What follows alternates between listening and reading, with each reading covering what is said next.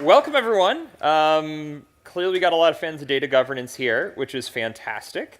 We're going to talk about a project that the ODPi hosts called Egeria, where its goal is to streamline data governance with the first open metadata standard, but then also open source project right along with it. And I emphasize the word streamline here because my gut is if you would look at sort of where you sit with your data, just strategy. I wouldn't even talk about the governance part, but just strategy and data within your organization, it is probably something like what we have on the side there, right? And this isn't like intentional that this has happened. This is between happenstance and the results of acquisitions, different product lines coming together, different products bought by different parts of your organization, a CRM system on one side, a marketing automation system on another, somebody doing statistical analysis on data sets coming back from your customers. I mean, it just compounds, right? And many of these tools over time, we'll just let alone the site, some of them weren't necessarily designed to work together, but of the data within them, they have all of their own specially designed taxonomy, lineage, provenance, metadata that goes along with it, which really is actually the more interesting part of the data to the business, right? Because they're trying to figure out, of this data coming in, help me just understand it, but then help me know what my business can do with it, right? So I'll throw a very American concept at you. Social security number. I'm sure we've all heard of what that is in the United States, a unique identifier that all American citizens and green card holders have. There are laws around the handling of a social security number that a company needs to take into account. When somebody submits it, how are they storing it? How is this information displayed back to the user? How is it displayed to other users? Can a user change it? If a user does change it, what does that mean? Who needs to know? How does that need to get logged? Who in the organization can make updates to it? So just imagine the myriad of complexities coming into here with the ever-increasing number of regulations that come at you along the side. Not that anybody in Europe has never heard of data regulations at all. You can see this is a growing problem. And imagine that you have 60 different places that the metadata for how to deal with a social security number is managed.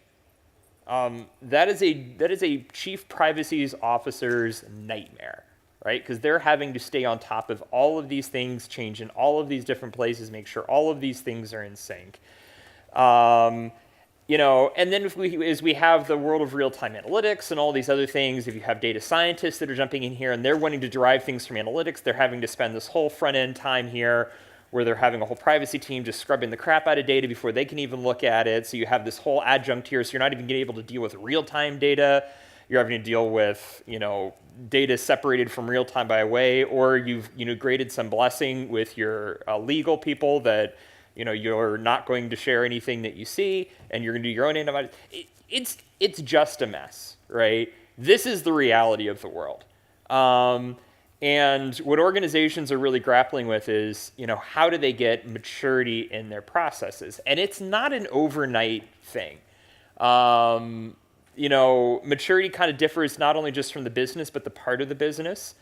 A lot of times it's always kind of driven from value, right? So you're not going to go through a process unless there's a value you can extract from it. Either it's going to help you execute faster, it's going to help you avoid risk, it's going to help you uncover new opportunities. And really the end game here is you would love each employee, each person in your organization, to be able to get to the data they need without somebody involved, right? Because somebody getting involved there, you're introducing a human element of error, but you're just introducing a cost element. And a lot of Fortune 500 companies, I would say the majority of them, are having people that are just literally, they spend their time and scrubbing through data manually, as opposed to being able to take advantage of the tooling with their hands because it doesn't integrate all the way across the enterprise. So that's sort of the state of governance programs, right? That's the state of thinking about maturity. And if you're sort of looking at like what a modern governance program looks like, you have all of these pieces coming together. people, process, data, and technology. All of them are key parts of the whole circle. But the challenge is that well, let's put it this way.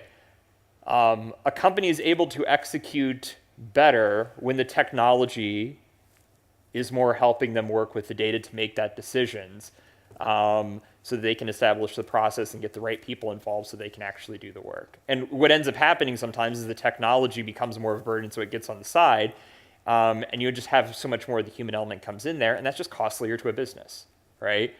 So just very much kind of summarized exactly what I've just said here. As every integration grows, as every new product comes in, the complexity just grows exponentially, through there. And when you don't have any standards that vendors can align back on, or just even some commonality between them, every time you bring a new tool online, the cost is going up, the delay's coming up, and you're just not able to really, get a lot of the efficiencies that you're hoping to get out of it. So this challenge has been the problem well before big data. This has been a problem since the early days of just data. Back when data was just collected in relational databases and predecessors to that. I mean, we're going back 50s, 60s. Like, this is absolutely nothing new. And this has absolutely been a problem that has been continued to churn through. There's been various standards organizations that have dug with it. There's industry consortiums that have came together. And all of them really, they maybe got pieces of the problem, but they all sort of end up running into a challenge. We had some vendors that came together with an ODPi within the last year. IBM, Hortonworks at the time, but now through the acquisition Cloudera. SAS, which is a huge vendor in this space here, and ING Bank, and they're all suffering with this problem. They've been talking about it for years, and their thought is, how do we solve this, not just as a standard, but how can we also solve this through open source, looking at the patterns of how this has been able to sort of revolutionize and solve problems in industry. And the output of this is a project called Egeria.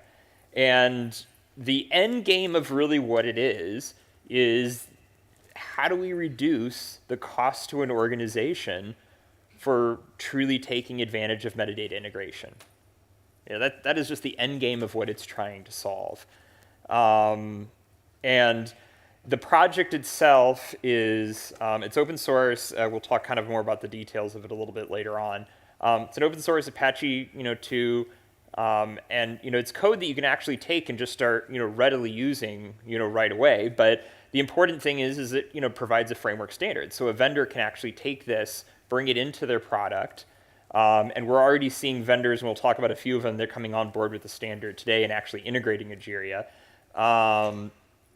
But the also interesting things here is it's being designed not in the sense of, just solving a gap problem, but thinking in terms of the roles, thinking in terms of the user who's actually using this system, and trying to figure out, okay, how can we make sure that the functionality this project is providing, the source code and the APIs are providing, is actually helping fill the gaps and is coming from a functional need perspective first, right?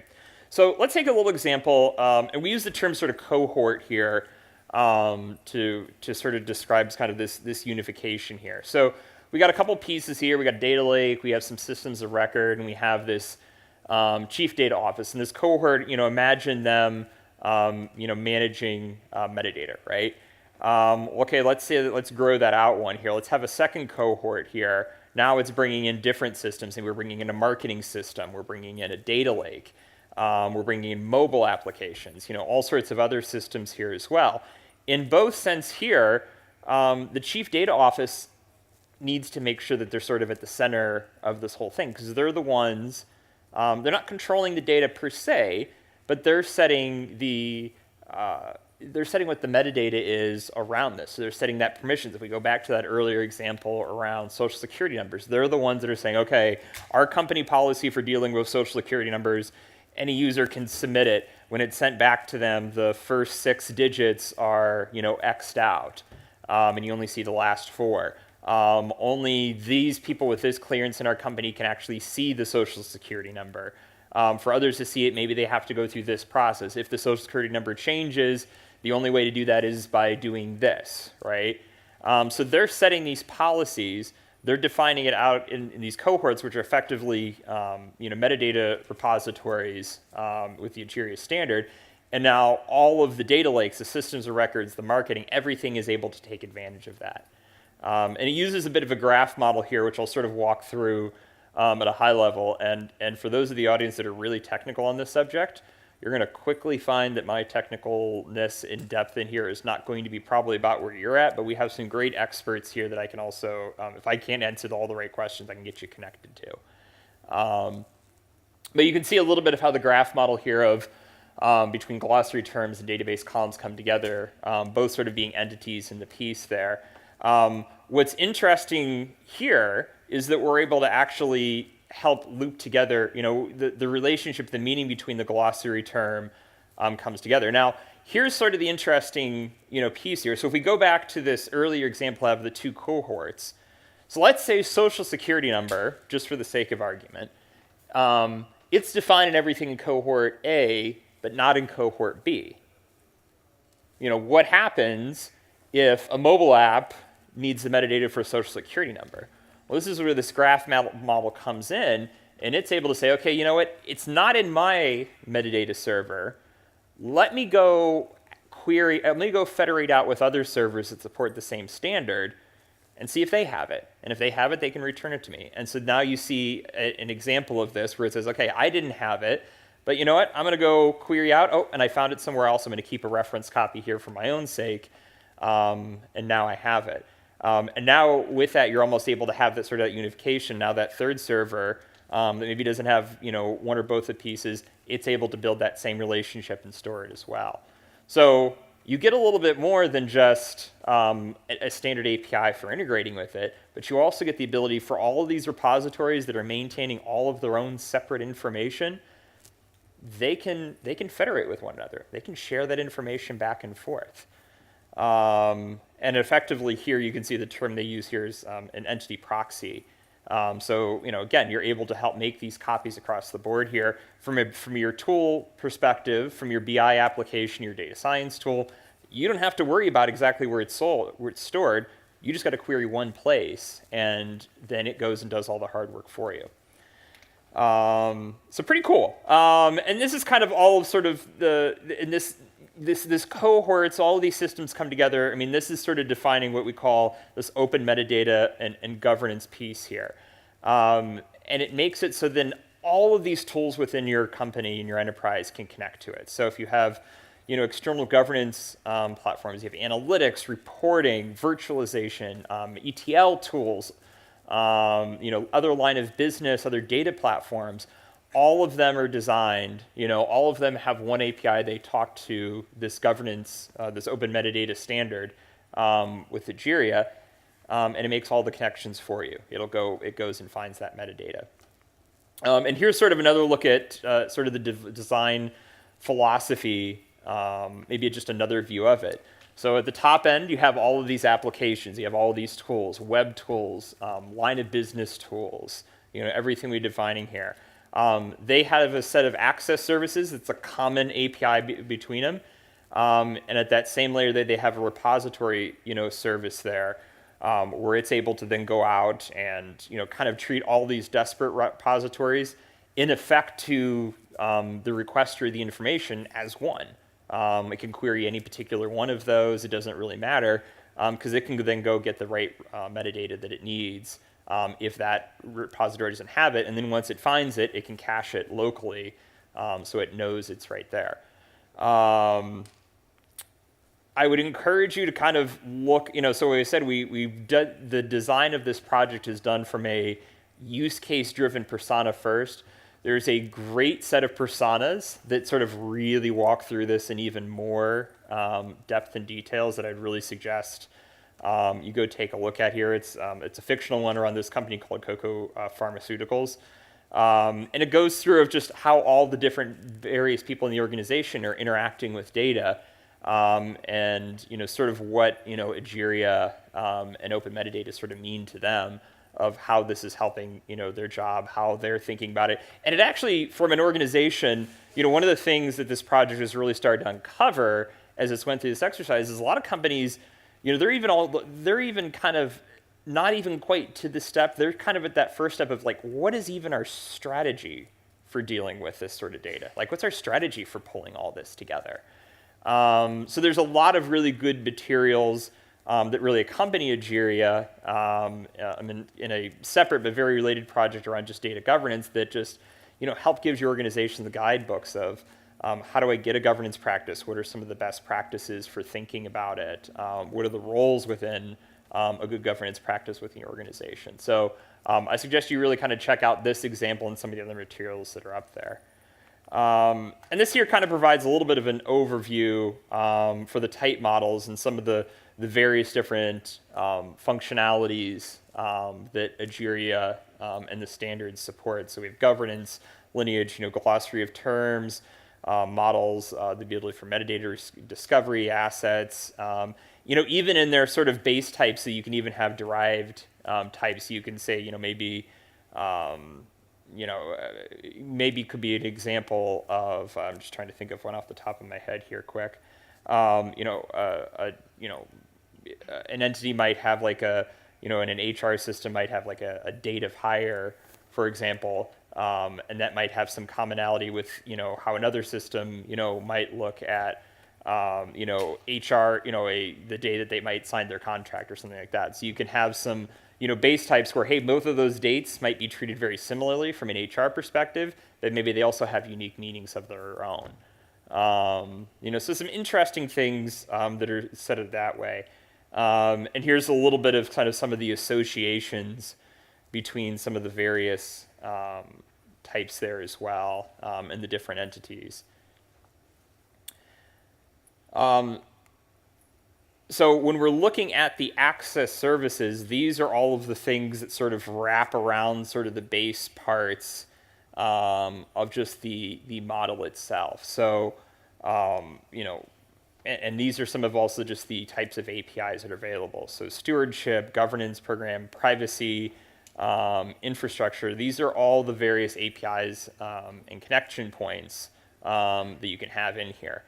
So, let's look at it, sort of from an actual example here of how you're automating governance, and we'll throw some tools in here as well here. So, if you're a data privacy officer in the data privacy office there, you might be using a tool like IBM Governance Catalog. At the top end of that's what you're using to help sort of define the policies that you're using within your organization. So that would be the, the tools that you're pushing that through. In your big data deployment, chances are good we got some Atlas fans in the house. Okay, good. Atlas, is going to be a tool that's going to be housing all of that metadata for you. And then you might have some additional, in-house tools that are all grown in there as well, through that might also be a part of it here. But then you have the APIs that are available out through Egeria. So you have a common set of APIs there. Now for the people that are out there accessing the data in various tools such as Arranger and things like that, there's configurations that happen there. But you see here, Egeria ends up being the whole exchange mechanism between all of this. So as things are getting defined in the governance catalog, those are rolling out to the other pieces. As new metadata is coming in through Atlas, it's being able to leverage definitions from the governance catalog. And then the Egeria APIs ends up being sort of that common point that connects all the things together. So you have all the sort of the pieces of the entire sort of ecosystem fit all nicely into one there. I'll pause there just because I whipped through the technical stuff kind of quickly there, and I have a few more slides that kind of just talks on more stuff related to the project and some of the other programs are bid, but maybe I'll pause here. This making sense? Questions we're getting from anybody at this point? Yes, and I think they're going to request you talk into the microphone, if you don't mind. There's two of them.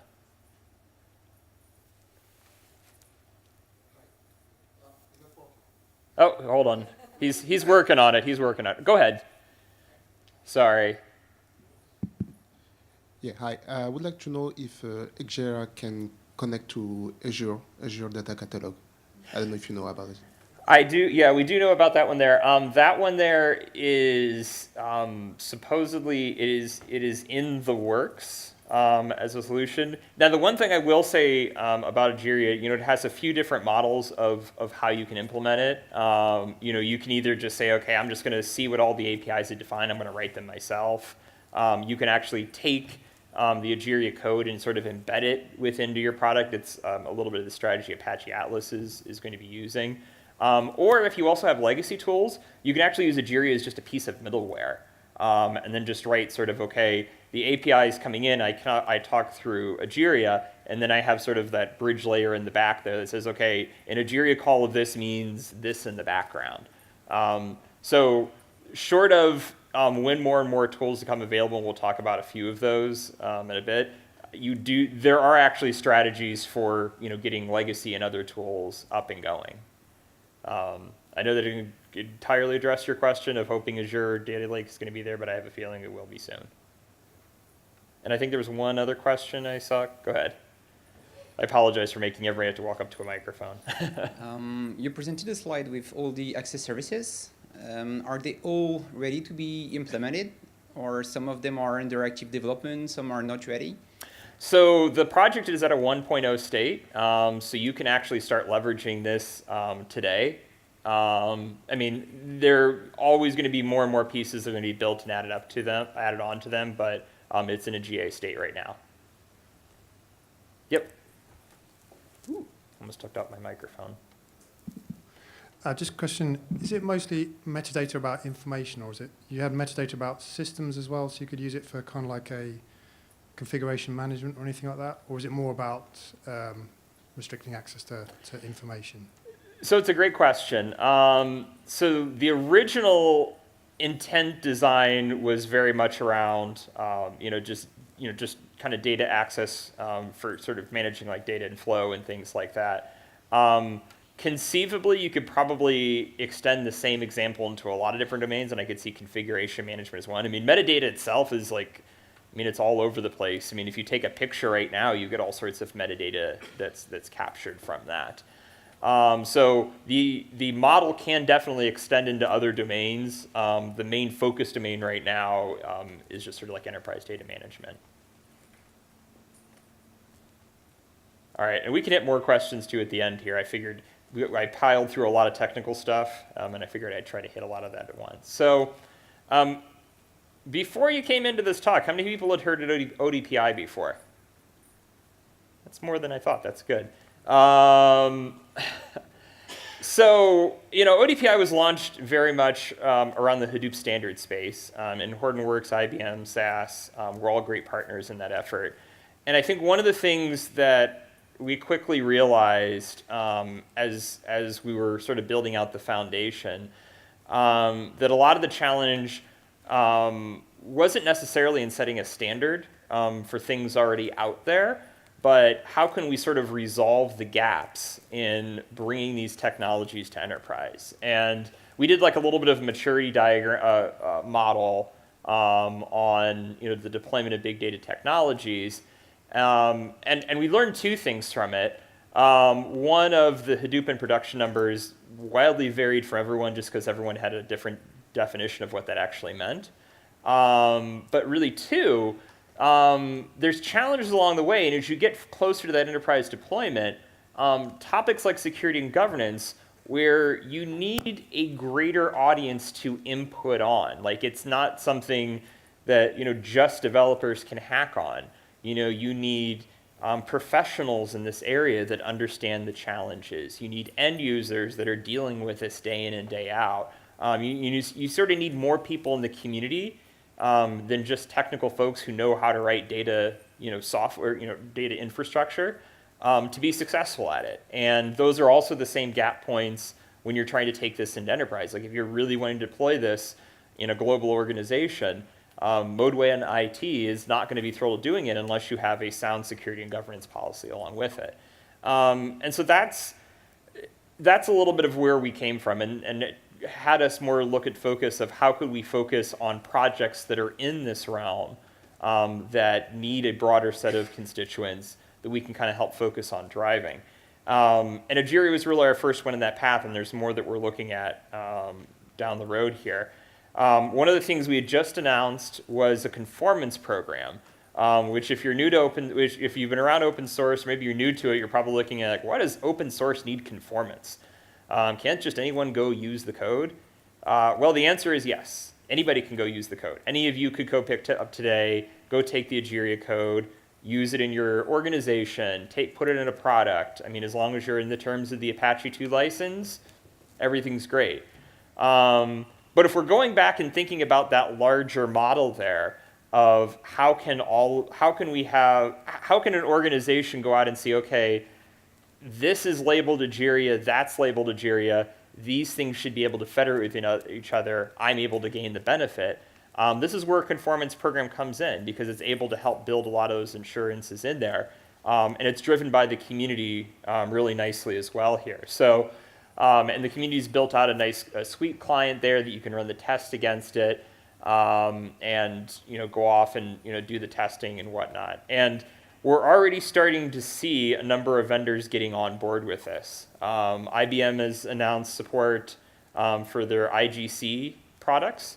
Cloudera now is looking to bring this into Atlas and Navigator. You'll hear more about that soon in the coming months.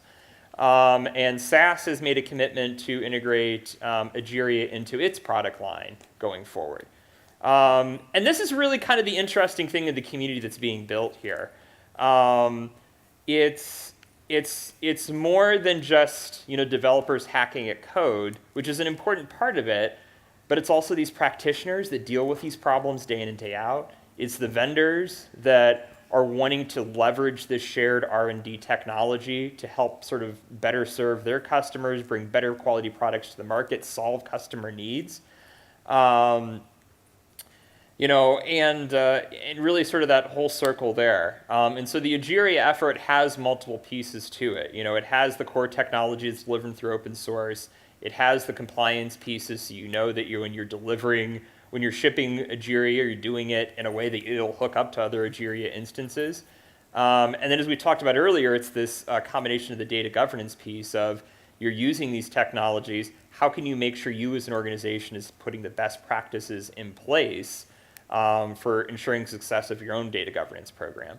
And ING Bank's a great example of that. I mean, they are one of the first drivers of this effort because they were feeling this problem internally of how can they have less and less silos of data management. I sat in a talk this morning where the gentleman was talking about just the struggles they're having in the data science area alone. And trying to integrate between many of the different entities that they have. It's efforts like this that end up kind of closing some of those gaps so that the data scientists and the other parts of the business can actually just go start using this data, and they don't have to have many people in place in the middle here. All this can be delivered through automation. It delivers lower cost to the business and gets more people actually using the data. So hopefully some of this is interesting to everyone here. And this being an open source project, everyone in this room can be a part of it. Everyone has a spot in it.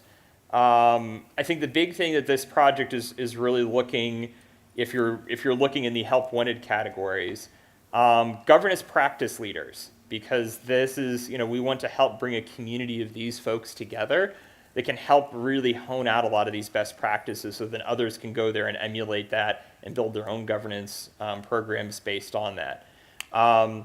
If you're a user, so if you're not a vendor, but if you're kind of an end user in this audience, every time you're buying anything from a vendor that's going to be a part of your data infrastructure, ask them about Egeria. Ask them if they support that. ING Bank is asking that on every single one of their vendors that are coming through now. And you should too. Encourage your vendors to take a look at the technology, encourage them to align with it and talk about the benefits that it can have for you. And I know I probably made a weird slant at developers, but we love developers too. And there's just a lot of work in there, not only just helping build some of the UIs for data management folks, but also on the back end of Graph repository. And the other thing on Python clients, and this is actually very pertinent towards the data science audience, of helping build a set of APIs so that the data scientists, as they're building their models, they can actually directly tap into metadata, versus having to, deal with it some other way. So it also reduces those extra steps that they're having in the process of how do I get a sanitized data set that I can start working with. They're able to get it out live versus, wait for something offline. And if you're a member organization, and if you're a company, and especially if you're a vendor, and you're looking at Egeria and it's like, wow, this could really impact my product, we would really also encourage you to help join ODPi, because part of that funding goes to putting more money into this project, either through helping them build out infrastructure, to helping get it talked about in more events like this, and things like that, just to help more broaden out the community, give them sort of the support that they need. I mean, we spend, ODPi invests a ton of money into just development infrastructure, CI build environments, helping them, some of these developers get funded to go to conferences. So definitely consider that. But most importantly, tell everyone you came to this talk, and this seemed really cool to you, and you think it might be very useful for your organization. So with that there, I'll say here at the end of my slides here, and maybe I'll put this up because I know a lot of you have been taking pictures, and the slides should hopefully show up online whenever Dataworks Summit decides to put them up. But you can, some of the links I talked about here, I would really encourage you, do we have any Roaring Elephant podcast fans in the house?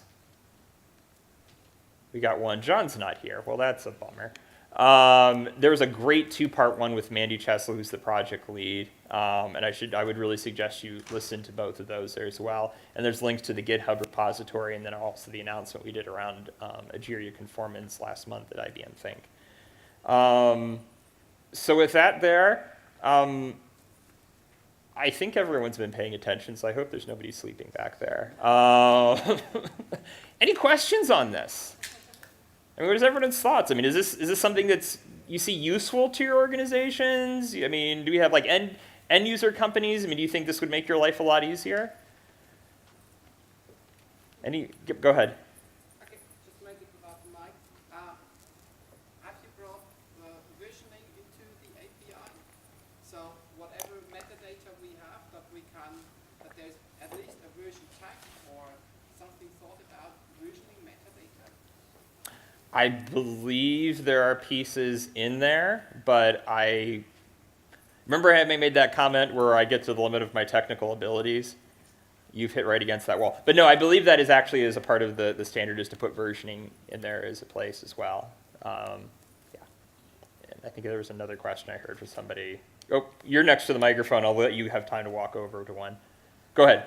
Yeah, so I really believe that the success of such platform will depend on the number of metadata vendors you're capable to integrate. Mm-hmm. What's your view on that? So why there is so few people from pure vendor metadata management tool like Colibra, like Waterline, or any other pure player? There is no actually. How do you explain that? Is there anybody from Colibra here? Is there anybody from Waterline here? So I was just seeing if they could explain it first, because I wonder as well. No, I mean, I think it's a very fair point. I mean, all standards get driven by vendor products. If you're a user of this technology, I'd highly encourage you to ask your vendors that question of saying, look, this looks like it could solve a lot of problems. It could make our lives a lot easier. It would make it more likely for me to buy more product from you and to continue the usage more across the my enterprise. Look into it. Engage with us. I mean, the vendors you're talking about, they are looking at it. It's a newer project. I mean, we just announced this project this past August. The Conformance Program came together just a month ago. So we are very much in the early days, but I can't make any promises or reveal things, but the vendors you're talking about are exact vendors that this is kind of square in the view of. Go ahead. Oh, sorry. You two work it out. Okay,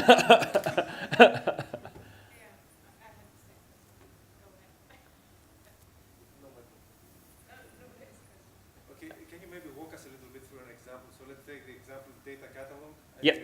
and Ranger. Mm-hmm. They both integrate in the graph repository, and then I'm accessing the graph repository to see the integrated view. Can you maybe just more walkthrough? I'm going to try my best on this one here. So kind of maybe something similar to this model here.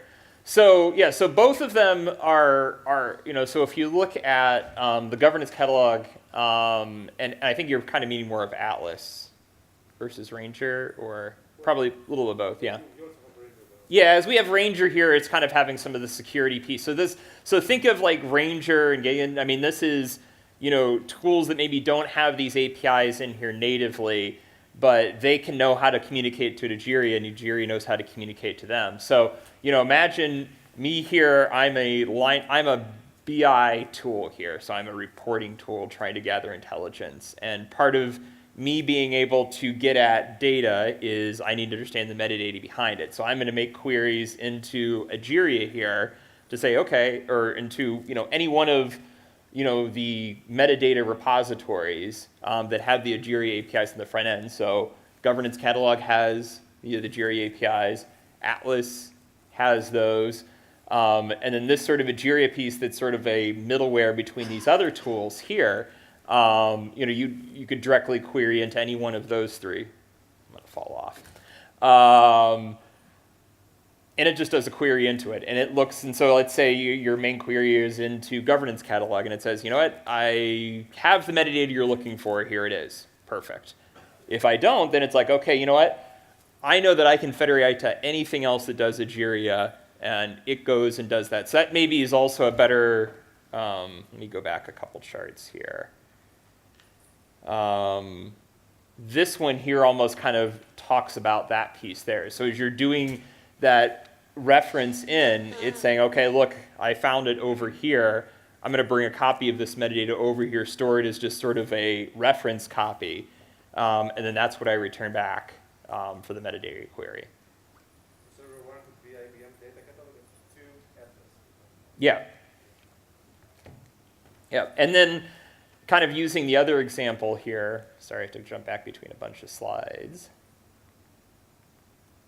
So if you have legacy tools or other tools that don't have Egeria natively built into them, you can almost also use Egeria sort of, you can use it as almost like a piece of middleware. So maybe you have like some legacy data system out there that manages its own metadata. You can use Egeria on the front end of that, and then just sort of define, okay, how do I, if I'm making this query in Egeria, what's the call back into this legacy system? So you can use that as almost a replacement for those APIs, and then you have a standard consistent API, plus you benefit from the federation. That help? Okay. Cool. Any other questions? These have been great questions here, and I think we're getting close to time. We still have a few more minutes. So I think we go to half hour. Yes? Is it already used somewhere, actually? ING is using it internally right now. But as a concept or as actual usage? Actual usage. Oh, and we're starting to see some vendors that are looking, outside of just the ones we mentioned, we've had a lot of vendors that have started to even look at it and implement it in, customer engagements that they're working on too, so. I feel like I filled everyone up on metadata and governance goodness, haven't I? All right, well, I appreciate everyone's time today. I'll be around just for a little bit more here, and then fortunately, I have a hard stop, but thank you all so much for coming. If you have more questions about this, I'll be around here for a little bit. Otherwise, I definitely encourage you to sort of check out some of these links for some more information. Perfect. Thank you, everyone.